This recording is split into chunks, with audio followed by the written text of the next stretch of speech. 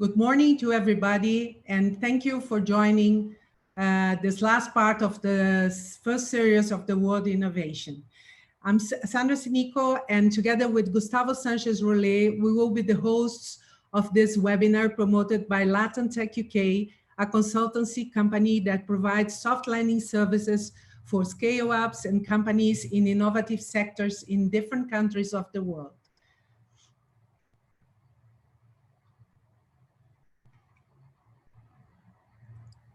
Today, we have representatives from 3 European countries, Germany, Spain, and the United Kingdom.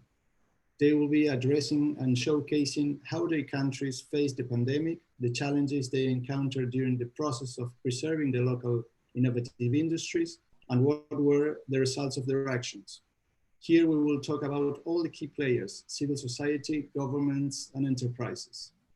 To start, I would like to introduce David Carlos Domingos, Head of Department of Fraunhofer Institute for Production Systems and Design Technology, IPK. He is also Managing Director of Fraunhofer Project Center for Advanced Manufacturing at ITA. Silvia Elías Bernardos, partner at Mavens, a law firm which provides comprehensive advice to companies and entrepreneurs. And also she's co-founder of Tech Spain Advocates. And at the same time, we are presenting Mike Jackson, Entrepreneur Success Director at TechNation. He's responsible for rolling out a UK-wide network of support for ambitious tech entrepreneurs through local activity and national growth stage and sector-specific programs. We have so many questions for you all. For example, what can be learned through this experience of having to deal with the impacts of a pandemic? What is the expected future for the innovative industries after COVID-19? And what have societies done to protect innovation during these trying times? In what ways did they succeed, and what are the key lessons we can take from this? Before starting with our guests, I would like to ask anyone who's watching to send questions, if you have any, through our forms below the transmission in our webpage, www.latamtech.uk. The questions will be answered after the presentations of the panelists. So let's start with Germany. David, please make your first remarks. You can move forward. Okay, so good afternoon or good morning, everybody. First of all, thank you for this invitation, for being here with you today. It's a pleasure to be representing Fraunhofer and to talk a little bit about the measures in Germany. Very briefly to me, I have been working at Fraunhofer Society now since 2009. I did my PhD here in manufacturing technologies, Industry 4.0, and so on. And since 2017, I'm working with international business development, and I was responsible for implementing this project center for advanced manufacturing in Brazil. Today, I will talk a bit about the strategic actions to support the innovative industry in the crisis in Germany. And I will start with the high-tech strategy 2025, which was launched in 2018. This is a very short overview. There is a clear aim of increasing prosperity, sustainable development, and quality of life in Germany, according to this strategy. And there are some future topics defined, and those include health and care, and economy and work 4.0. This high-tech strategy is very clear, and its aim is to make Germany the international leading market and international leading provider of Industry 4.0 solutions and related services. And this goes through the development, of course, of small and medium enterprise, technology-based companies, and so on. Okay, I remember that Germany in 2018 was second in the Bloomberg Innovation Index. 2019, we went back to the first position. So it's the best country in the world when it comes to innovation. And this is because Germany is focusing, for instance, on research and development expenditures, in my point of view, but also in other topics. Okay. Go to the next slide, please. In August 2019, there was also the release of the German Industrial Strategy 2030. And the focus here again lies on the small and medium enterprises, so tech-based companies. There are some focal points that are addressed by this industrial strategy. This goes from less bureaucracy, flexible working hours, tax reforms, hiring of foreign qualified personnel, and digitalization again. So it's very well connected to the strategy for research, development, and education. And we truly believe here in Germany that Industry 4.0 and digitalization will help increasing productivity of companies, reducing costs, mainly through agility in process and decision-making scenarios. And this was created to ensure that German companies, or Industry 4.0 was created to ensure that German companies, including startups and small and medium enterprises, remain competitive in an extremely competitive international scenario. So innovation is key here in Germany. The policies, economic and research and development, they both focus on technology, on innovation, on development, because we know that the SMEs are key for the economy here in Germany. And my assumption is that Germany is better prepared for moments of crisis like today because of many factors like organization, governance, state policies, long-term planning, and so on. Now I would like to move to the next slide and use the example of Fraunhofer, the society that I'm representing here. One back, please. This is the one slide back. We are representing here the biggest society for applied research in Europe. Okay, it's a leading society focusing on that. We work mainly with industry. And if you look, we had 74 institutes working on different areas: life science, microelectronics, manufacturing, materials, and so on, with very highly qualified people, 28,000 people working in the society. Most of them finished their PhDs or are still doing their PhDs on those areas of research. And from that big finance volume of 2.8 billion euros, we had a contract research volume of 2.3 billion, and 70% of this research volume, this contract research volume, is coming from projects with industry. So the mission of our society is to work close to industry and help them with innovations. And what's the impact of that on the economy? Please go to the next slide. The impact was measured once in 2016, and we look back to the year of 2014.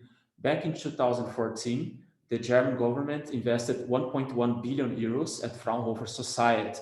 And then we measured the impact of that on the economy. We came out with the number 20 billion euros on GDP contribution due to the innovations that were achieved by working together with Fraunhofer Society. So industry was creating new products, processes, reducing costs, optimizing things, and so on. And of course, the increase of revenues leads also to the increase of taxes revenues for the government. So the government could here earn around 4 billion euros back in 2014. It's very clear, the picture. Innovation is strategic for economic development in countries as well. Okay, now we go to the next slide. Which were the post or the corona measures here in Germany? There were many of them. I bring some ideas here from Federal Ministry of Finance from March 2020. We had a very good example, which was the here short time work more flexible. This was first tested in 2008 during the financial crisis, and it worked very well. So people reduce their working hours in the company so that they stay like 3 days working and 2 days at home, but they continue to receive their salaries, and the government is supporting the companies on that. Tax liquidity was another point as well. In order to improve the liquidity of companies, was very important. It's in the numbers of billions of euros, okay? And there was also the creation of this protection shield, in $1 billion protection shield, and this $1 billion euros protection shield, the 2 billion euros package was only for startups and SMEs, and this was released in April 2020. The government also states that we know that investing in small and medium enterprises, startups in the near future is key for securing jobs and innovations in Germany. So that's again state policy here. And also the cooperation work with European Union and so on is very important. So that was again the macro level. Now I would like to go back to Fraunhofer. What have we been doing? So please go to the next slide. We had our anti-corona program, respond, recover, prepare, prevent, protect. That's the so-called Fraunhofer resilience cycle.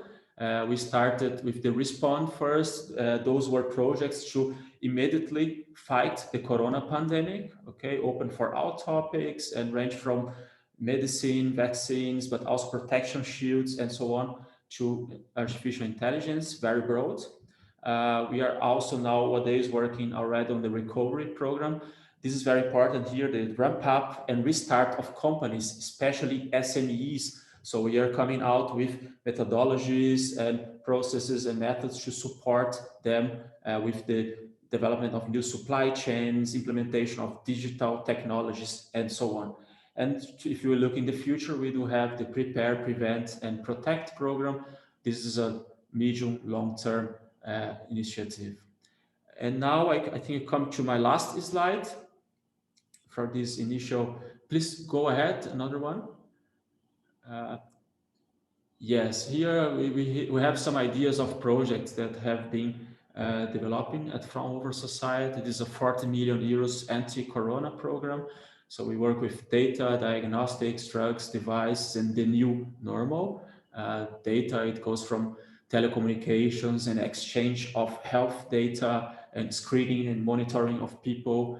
In terms of diagnostics, we work with DNA, RNA, virus research and lab technology, development, validation, production of drugs, also development of devices for medicine, for hygiene, disinfection, cleaning in the context of clinics and so on.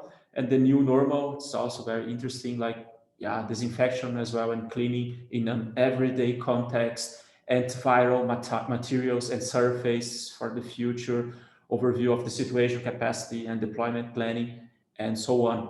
So that's, I think, my final statement here, final slide. And I think that, yes, innovation and economic development, they are close connected, and Germany is very successful on doing that, in my point of view. Thanks a lot.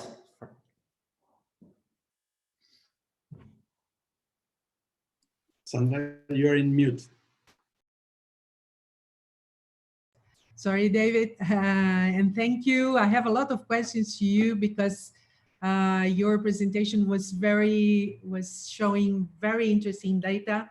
And after the presentations of everybody, we're going to start. I would like to introduce now Spain, and also remind you all that you may send your comments and questions through our chat below the presentation. So now, Silvia, the microphone is yours. Hello, everybody. My name is Silvia Elías. I'm a partner of Mavens, which is a Spanish law firm based in Spain, and a co-founder of Tech Spain Advocates, which is an international network of entrepreneurs and investors and experts in the tech sector. I would like to present my view of the COVID's impact on Spain's local innovation industry. I will, Sandra, I don't know if you have my presentation on. Yeah, okay. I will start with the Bank of Spain's diagnosis. This is not too optimistic. They have pulled our ears, and in their last annual report, Sandra, it's the first slide. Sorry. Silvia, please, Yes. can you ask when you need to change the slide? You please ask to move on, okay? Okay. But okay, the first one, okay. The Bank of Spain, in its last annual report, has indicated that the average size of Spanish companies is too small, so that there is a low average level of technological capital, and that therefore in the future it is essential to develop investment in innovation, to build up innovation support mechanisms, and to improve the evaluation and selection of research careers, which have been a little underestimated in our country in the past, which has caused a talent drain, which is not positive for the country. We have lots of talent, but sometimes we've let it go away. However, please could you go to the next slide? However, according to a survey conducted by KPMG and the COE, which is the main association of entrepreneurs in Spain, the strategic priorities for Spanish entrepreneurs for the following year, for the following 12 months in the context of COVID, are process improvement, digital transformation, and the development of new products and services. So it appears that for entrepreneurs, for Spanish entrepreneurs, innovation and digital transformation are our top priorities. We can go to the next slide. Okay, what are the lessons I think we can learn from this situation in Spain? I think we have an excessive weight of well, I don't think it's the conclusions many experts find is that we have an excessive weight of the services sector. There's a clear need for modernization of the productive fabric of the industry. Digitalization is not just a fad, but an urgent need for many enterprises.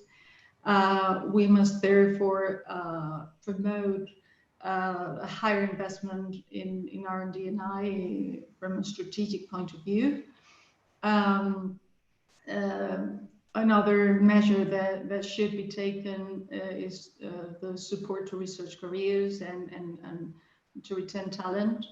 And of course, focus must be put on SMEs because we have very large corporations in Spain who really lead innovation, but there's a clear need to focus on SMEs because they are really the majority of the enterprises in Spain, and they cannot be relegated in that path to innovation.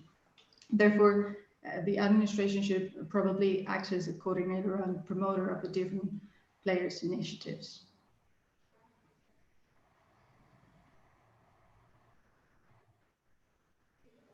Next slide, please. Thank you. I will just give you an idea of some actions that have been taken in order to preserve innovation during this time. So they're just examples, some from the public sector, some from the private sector.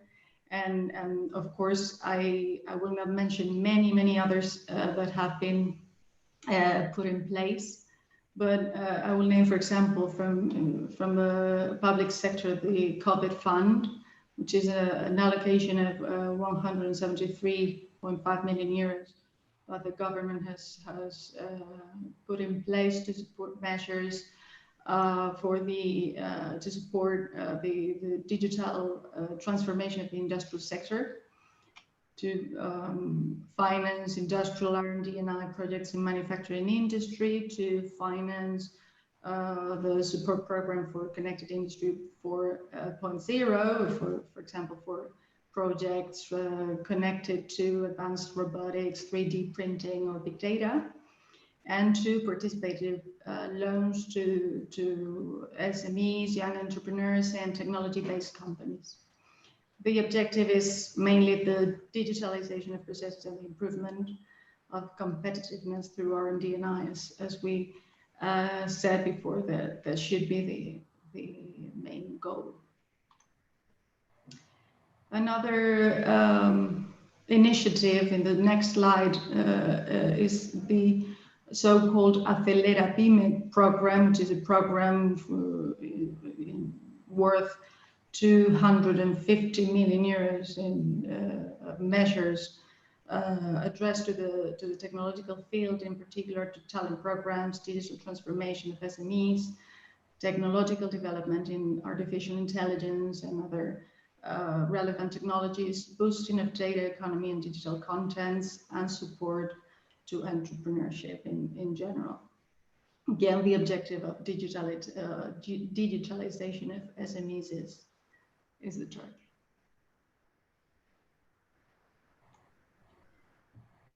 Some other initiatives have not only been financing projects, but making calls to private initiatives. This has been the case, for example, from the public sector as well, of the Madrid regional government, which called scientists, academics, innovative professionals, and members of civil society out from 49 countries, so it was not only close to Spain, out of which 15 proposals were selected. And the idea is that the chosen projects are adopted by companies and institutions to implement them in the fight against the COVID crisis. A similar initiative, in this case from the private sector, has been the following, the one I show in the following slide, which is Energía Positiva, positive energy. If you go to the next slide. In this case, the colors of the initiative were several Spanish energy companies, which names you have here. They were addressing startups and scale-ups with innovative projects that could mitigate the economic and social effects of COVID in Spain. They focused on projects connected to sustainability, decarbonization and mobility, social impact, digitalization, and Industry 4.0. They offered support tools such as pilot marketing, financing through investment or loans, and acceleration.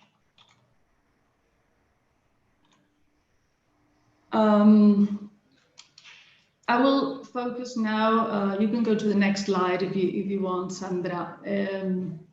I would focus on the perspectives from now on. Well, the slide says post-COVID, but that's not true. It's not post-COVID, but COVID perspective, because we are still being hit by the virus, and we have to assume that we have to live with it so far and look ahead. So the perspectives are positive, as I show them here. We have the España Digital Spain 2025 long-term plan by the Spanish government, which is implemented in the context of the EU recovery plan for Europe in the fight against the COVID crisis. It is this plan is aimed at digital transformation of the country through both public and private cooperation, and it includes a set of measures, reforms, and investments which are focused on these 10 areas, which are basically digital connectivity, 5G technology, digital skills, cybersecurity, digital transformation of a public sector and of the private sector business and entrepreneurship, and in particular certain sectors that are considered key. We can go to the next slide. The previous, oh, that's one. I would like to highlight the this legislative initiative, which is a novelty in Spain, and I think we're all very proud of the tech sector. We are all very proud of that. Finally, a Spanish fintech sandbox is going to be put in place. A draft law for the digital transformation of the financial system is in progress right now. So we are going to have the fintech sandbox that we were expecting so eagerly. And it's a way to be able to test fintech projects in a controlled environment under the supervision of the regulator, but at the same time encouraging innovation in fintech sector. Finally, I will mention the South Summit event, which is being recurrently held. It was normally in Madrid, sometimes in Latam. This year, of course, it is going to be virtual, and it is going to be held from 6th to the 8th of October. It is a private sector initiative, but many investors, corporations, and institutions participate in this global platform that really gives the startups a place where they can gain visibility, get new clients, obtain funding, and achieve strategic partnerships in a way that they couldn't achieve in other forums. There is a virtual pitch this year, as in previous years, in which they have the opportunity to share their projects before a jury, followed by international investors and leading corporations, and many relevant companies, some unicorns in Spain have been able to be launched through South Summit. So I wanted to mention this event too. Well, finally, I will make my final remarks. I think that we should be positive. I think the collective effort and motivation pays off, and we've proved it in this crisis. Human being learns from difficult times, as we all know, and I think that we should focus on the origin of the word crisis, which in Greek means separation, choice, discernment, decision, resolution. Let's focus on that and take this situation as a strong incentive for innovation and acceleration of the country's economy. So thank you, Silvia. Thank you so much. And so now finally, let's know the innovative industries and what they have been doing to face the pandemic, the innovative industries in the UK. And don't forget to send your questions below the transmission. Mike, please, your first remarks. Thank you. Yes, so welcome from the UK. My name is Mike Jackson, as the slide says. I am Entrepreneur Success Director for TechNation. If we can go to the next slide, please. And the next slide. So TechNation, and the next slide. Sorry. TechNation is a government-supported agency. Our job is to help scaling digital tech companies, so we're quite narrowly focused. We work right across the United Kingdom. We're engaging at any one time with a couple of thousand scaling tech companies. We've been going for a number of years, one of the first active in kind of the European sector. We run programs, we help companies raise investment, we have a visa program, we have an online academy, and we do a lot of data work and reports. And we're very proud of our alumni. We've got over 700 alumni companies that have been through a program. And amongst there is about a third of the UK's unicorns who've developed over the last kind of 7 years. Next slide, please.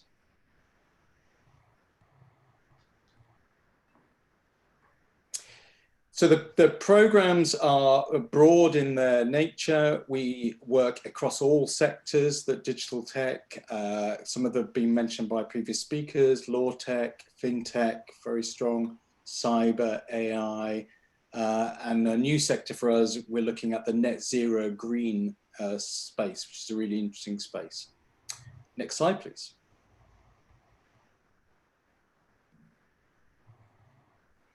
I'll skip some slides just for the sake of time. If we can skip to the next slide, please. So we've got a national network, as I mentioned, and it's interesting for a lot of people looking from outside.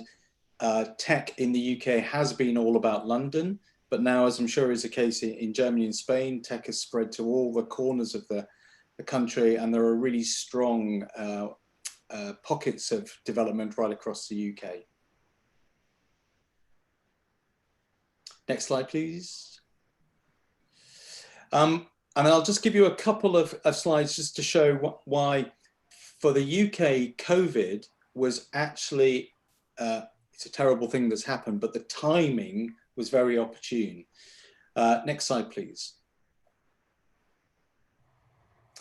So the UK has been pretty much since the start of tech, the #1 scaling nation. More cities, more companies. And next slide, please. Strange. More investment. And this has really been the strength of the UK during the COVID crisis, is the UK has had more investment in the previous 4 or 5 years. It's about a third of all European investment has come into the UK. And that has given a very strong base for companies who are well funded, and the funds that continue to fund them are well funded. So what we've seen during COVID is we haven't seen any drop in the funding of tech companies. And that's given those companies the resilience to continue to grow through the COVID crisis. Now, overall, the UK has suffered as an economy worse than any other European country, a 20% drop in GDP in the last quarter. So that is significantly worse than Germany, significantly worse than France. But the tech sector has been incredibly resilient, and the tech sector has grown during that. Now, there are some tech companies, of course, that are exposed to, say, the hospitality industry or the travel industry that have suffered badly. But if you're in the cyber industry, if you're in research in AI, you've done very well indeed during the crisis. You've had more investment and, in many respects, more productivity. Tech companies, as you all know, go online and became virtual companies very quickly during the lockdown, as indeed did Tech Nation. They haven't suffered the issues and problems that more traditional industries have. So the resilience of the tech sector means that even before we went into the lockdown and the COVID crisis, 1 in 5 UK jobs were in the tech sector. We are expecting very high levels of unemployment to come out as a result of the stress of COVID, particularly on the hospitality sector, and up to 2 to 3 million people will be made unemployed, but they won't be in the tech sector.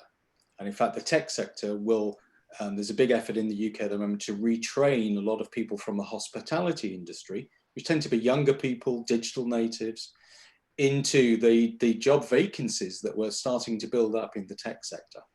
So there's a hashtag in the UK, tech-led recovery. And that has got quite a lot of resonance behind it. Now, in terms of the UK government's response to the crisis, particularly as it has hit the UK economy, as I say, harder than other European nations, has been very large.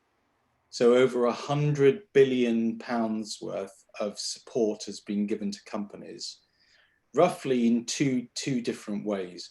One is through loans and direct investment. And the second is by paying the wages of staff who can no longer work. And at its peak, 9 million UK workers, so roughly a third of the UK workforce, was being paid to stay at home. And I think if anyone had said that figure to me 6 months ago, I would have just said that's crazy talk. Yeah, for sure. And £40 billion has been lent to UK businesses. That's a huge investment, so £100 billion. So there's an English expression that we use called throwing the kitchen sink at it. I'm not quite sure what it actually means, but this is throwing the kitchen sink at COVID. So an almost unlimited amount of money has been thrown at the problem. Now, the tech sector actually asked for very little money from the state, and the total investment is less than £1 billion of that 100 billion. So the tech sector has proven that it doesn't need that much support from the state. We are not, and the tech sector, and we're acting on their behalf, are not asking for more support coming out of COVID, as we all hope we will do. So it's a very interesting scenario that traditional industries have been much harder affected. Now, I was interested in David's presentation about innovation. An area that the UK is putting a lot of money into, and a renewed focus is innovation, because we definitely want to catch up with Germany and the great innovation work they do. And that is one area where some funding has been brought forward, some grants have been brought forward, but it was not extra money, it was more a rescheduling of money. So overall, the UK tech sector is feeling very confident. It's feeling almost embarrassed that it hasn't been as hard hit. And that's a common phrase that we hear. We're embarrassed that we've actually hired more staff during COVID. We're embarrassed that we haven't had to lay people off or even furlough people. But we're very proud of the resilience which has been built up with that huge investment increase in 2019. And really the strength of the now 89 unicorns in the UK and growing. So it will be interesting perhaps in the discussion to contrast that against other ecosystems around the world. We speak to ecosystems all around the world, and certainly we feel confident that we've come through this so far. Well, obviously we've all got more time in this crisis to come. Thank you. Okay. So thank you very much, Mike. And now we're going to start with the questions, but the questions are for you all. So, and the first one will be what we have learned so far during this 9 months of the pandemic regarding the role of innovation in your societies. So, as you said, in the UK, for example, the tech sector didn't feel the crisis so highly as other sectors, and the research and the Institute of Research and other sectors that are also working in the innovative industries. What do you feel that was what we've learned from crises like this one, but it should, and it can happen in the future, another pandemic, etc. What we can say that we've learned with this experience, starting from you, Mike, and then David and Silvia. So what the UK has learned is that we are actually quite good at developing concepts in the lab. We have been very bad at deploying them within the large industry sectors. And in adversity, we were able to very quickly move things from the lab to widespread adoption, particularly in the health sector. And there's a company that we've worked with that had a very innovative communication system for doctors to share information. They had been trying to sell this to the National Health Service. We have one consolidated health service, getting absolutely nowhere. They got a phone call on a Friday saying, can you deploy this system? And by Monday, they had deployed it to over 200 hospitals. Now that level of crisis innovation is fantastic. The danger is that systems revert back to their normal stasis. So we're all hoping that that level of deployment and procurement will continue. Okay, and David?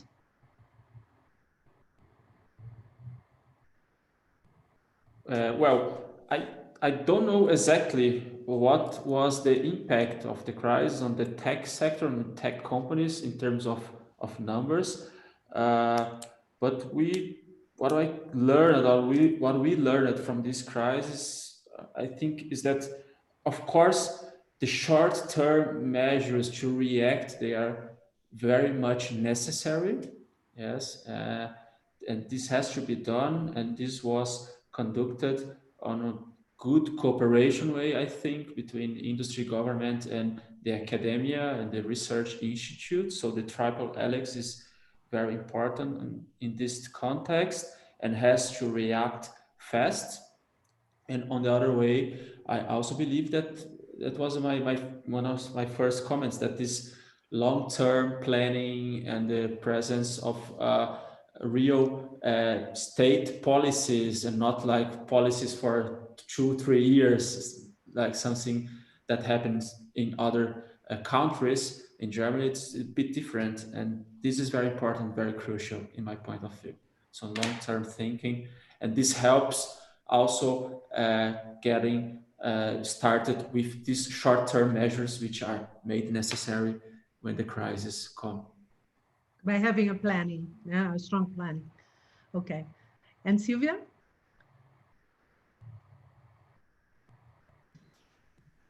Well, I think that in Spain, as I said before, we've learned that the investment in R&D is essential, and I think we've learned to value research and scientific careers much more than we used to. I think that's perhaps the main lesson I would conclude from this crisis. And I hope that we have that present and we have that in mind in the months to come. Okay, Gustavo, do you have a question?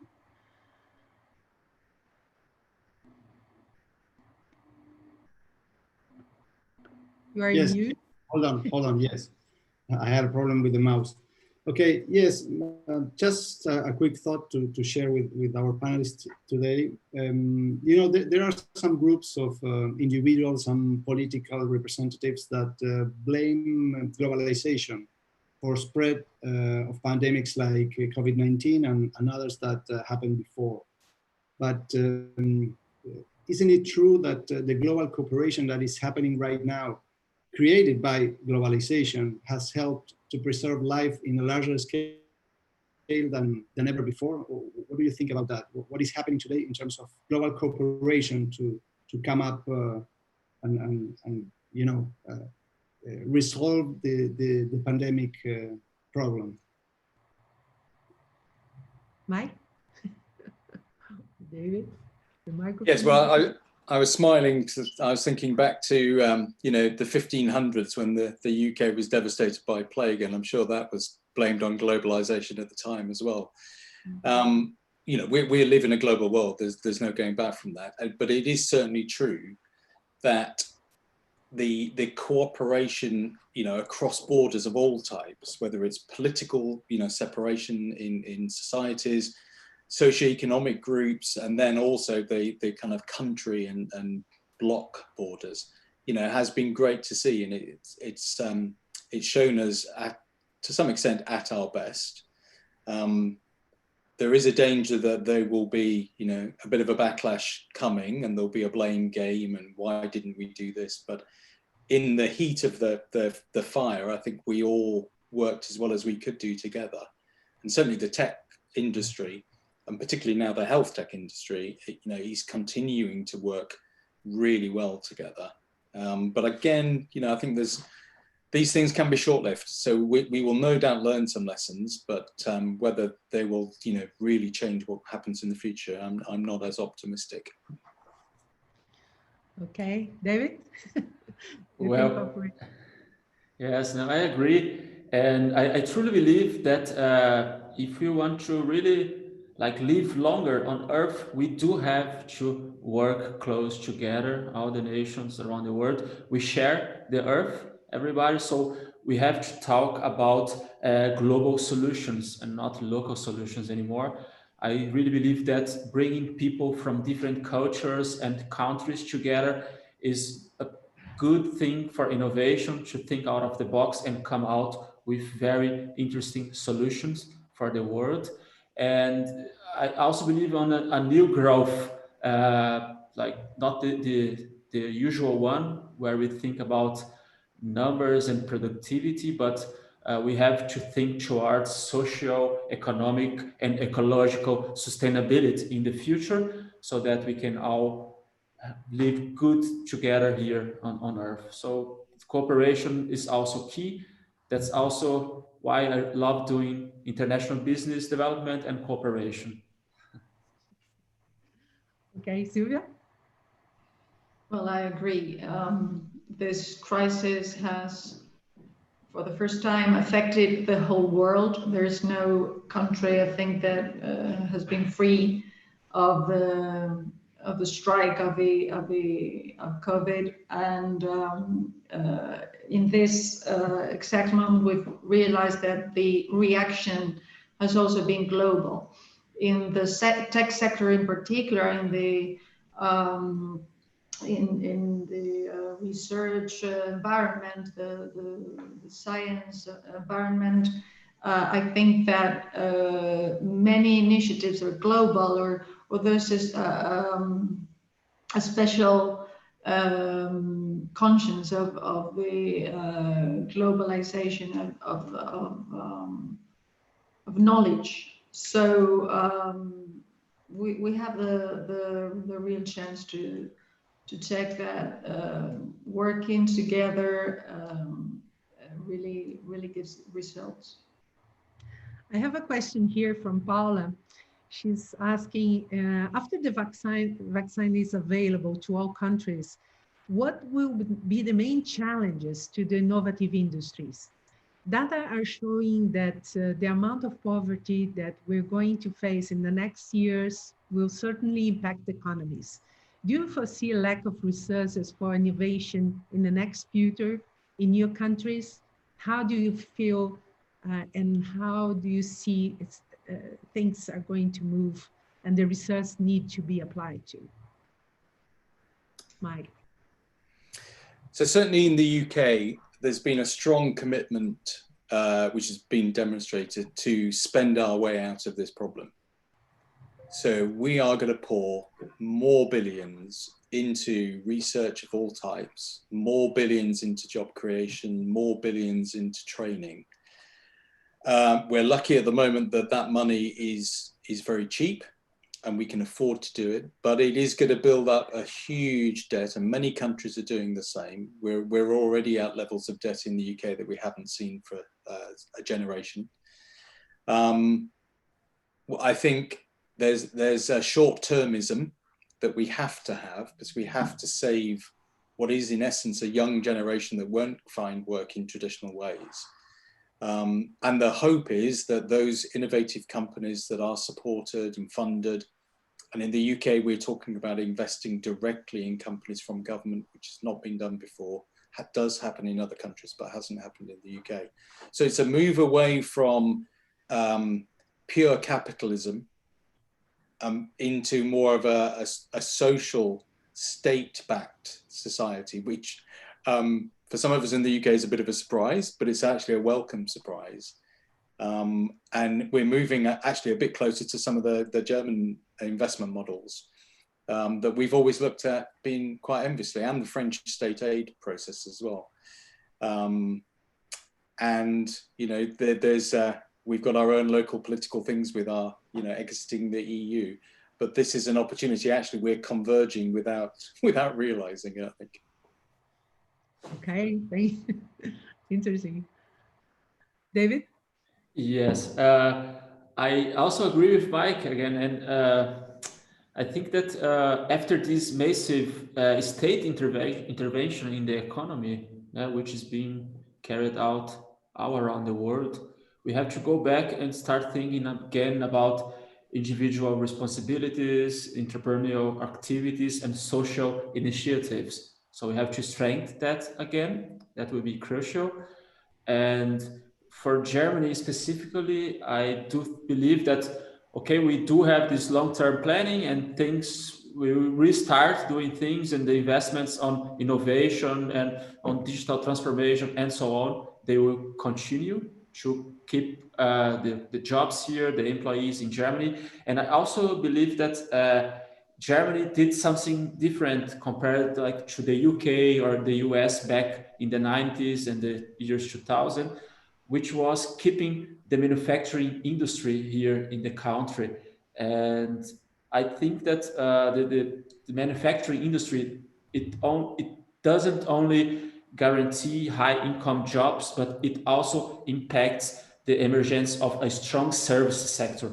So that was the strategy adopted back there in the 90s, and this will be also very important for keeping the jobs here, keeping people employed, and keeping the tech SMEs, German SMEs, yes, exporting all their products to the world. Interesting. Silvia, you have any thoughts about? Yeah, well, not much to add. I mean, of course, all the economies are going to be affected, and of course, if we are somehow complaining here in Europe, well, the traditional providers of manufacturing for Europe will be affected the same way. So that's why we said that we have to see the solution to the crisis generated by the pandemic as global as the origin of the problem. So we have to look at it that way. Okay. Gus, do you have a question? I have one question. Mike mentioned something before, but it's a question for the three of you. If you are able to measure the impact in, let's say, in dollars as the unified currency that the pandemic has had in your innovative industries in the countries. Mike also said that, of course, some innovative industries related to travel or hospitality, of course, they were impacted badly. But are you able to measure in any way the overall impact? Of course, ones are down, ones are up because of the pandemic in each of the country. Are you able to measure that in US dollars? I think it's too early. So the data is very patchy. So we are very much reacting to investment news stories, hiring news stories, but obviously, you know, not everything makes the news. So we are, with our 700 companies that we're in close contact with, not one has yet died, gone into receivership or closed. Some are struggling, some have shut down waiting. There's a very big business travel company that we use for our own business travel. I haven't left my house for 7 months, so they're not getting any money from me or the rest of our company. So they are really, you know, in stasis, waiting for a recovery.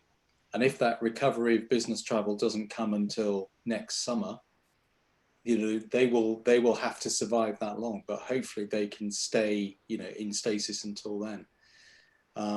So I think we won't know the full impact on the tech sector, but you only have to walk down a high street in the UK to see shops and restaurants and bars closed, and they're not opening again.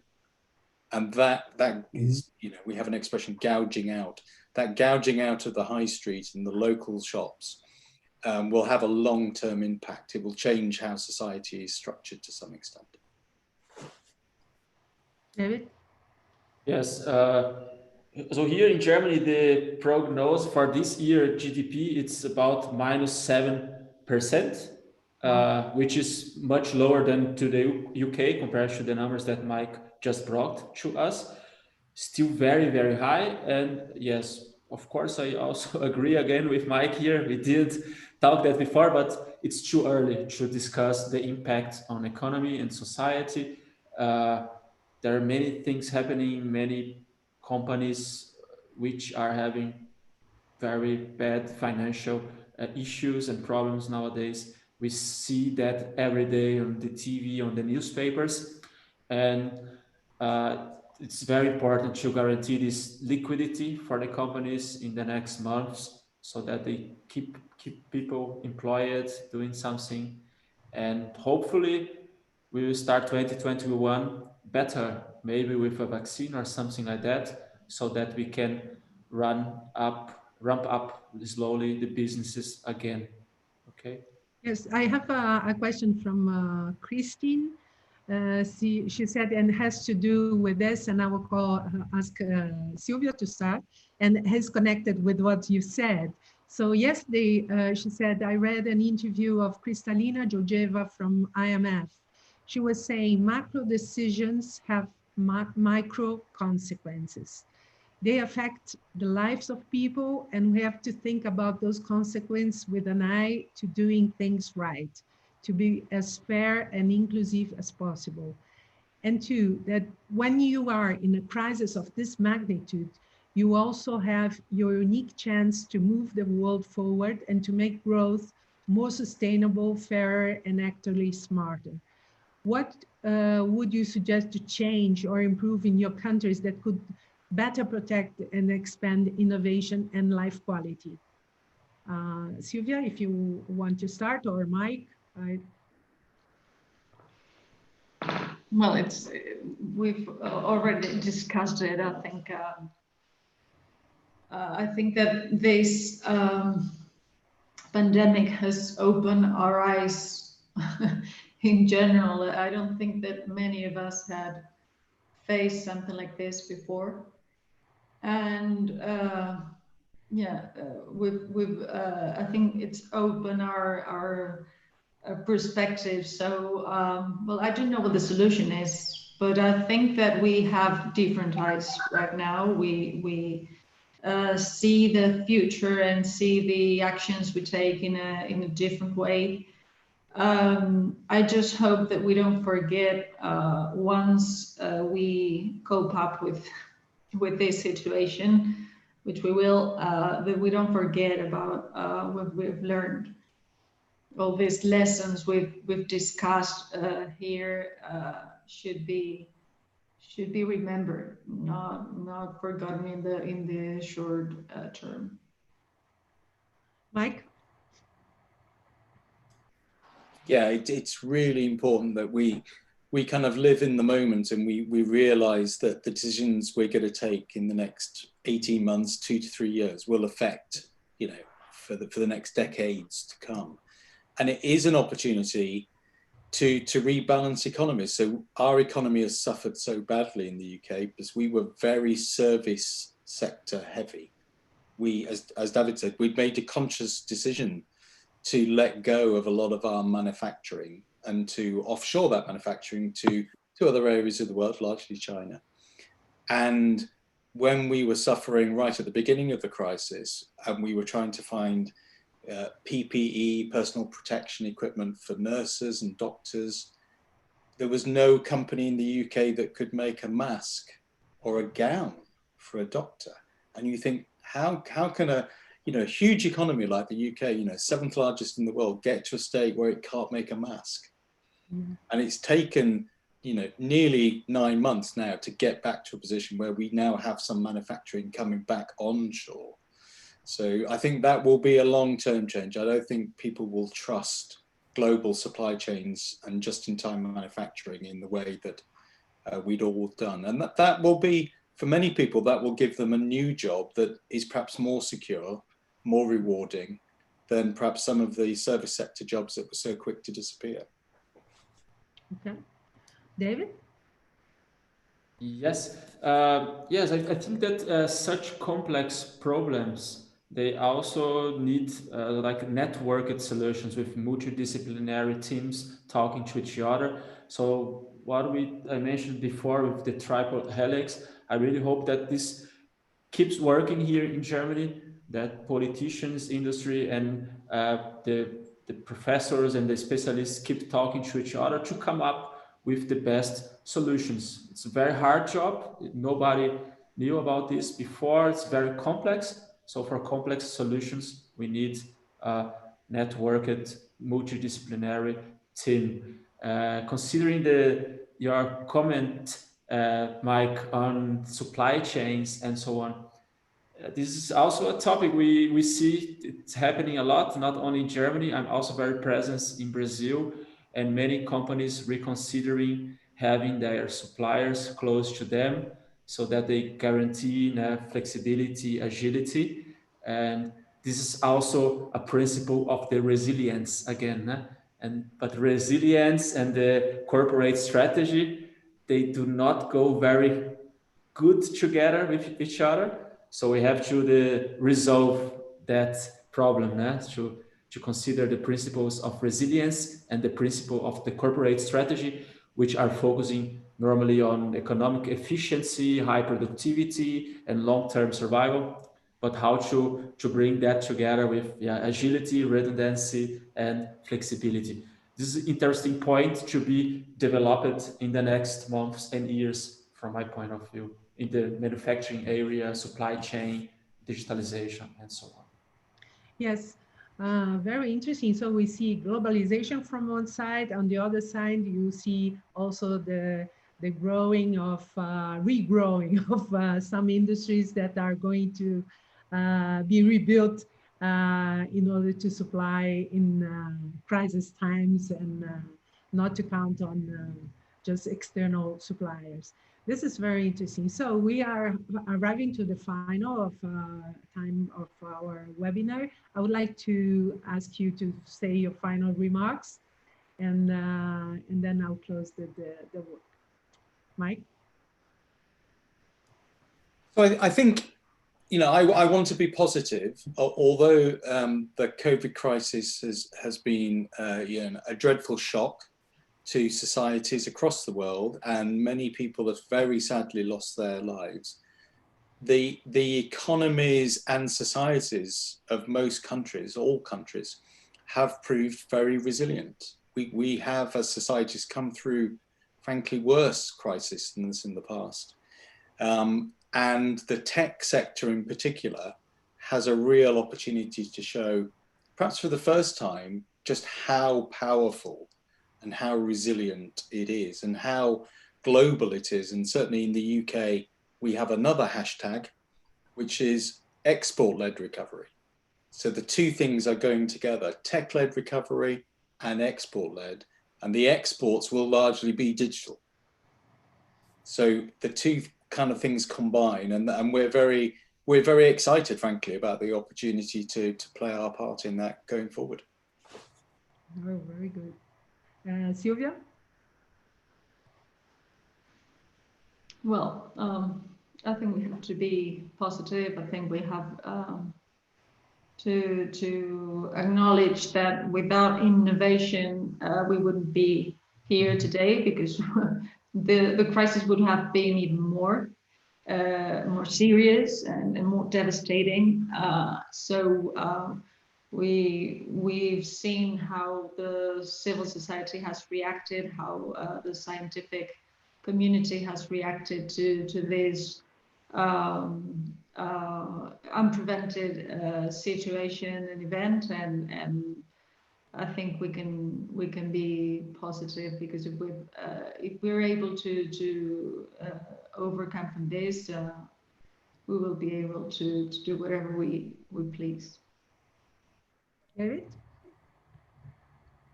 Yes. Well, of course, it was a very bad situation. We are all very sad with all what happened in the world. Millions of families suffering around, and sad history. I'm originally from Brazil as well. In Brazil, it's even worse if compared to Germany. It's a very worse, bad situation there. I wish everybody the best, and I hope that we can use this crisis to initiate a transformation towards new qualitative growth that I mentioned before, and that it's important for the world to come out with like sustainability commitment in the next years and work together. So this can be like a opportunity for us to recognize that and starting working closely on global solutions. Thank you, David. I would like to thank you all for being here with us today. The questions that were not answered will be sent to our panelists and delivered back to you as soon as possible. And in the end of October, we will start another series of webinars with the companies that have been growing over 40% a month after the pandemic started. We want to know which sectors are growing significantly and what are the impacts they have been making in cities like countries and everywhere. We want to understand what changes will happen both locally and globally due to this new way of working and living. Be those changes legal, technical, in regards to work relationships that will be established, urban landscape, and the human aspects that will certainly be impacted. This new series will be organized with the support of the amazing network of the Tech London Advocates, a network with more than 9,000 tech leaders, entrepreneurs, and experts in London, across the UK, and over 50 countries worldwide. See you soon, and thank you very much, everybody. Ciao. Thank you. Bye. Thank you all. Thank you. Bye-bye. Bye.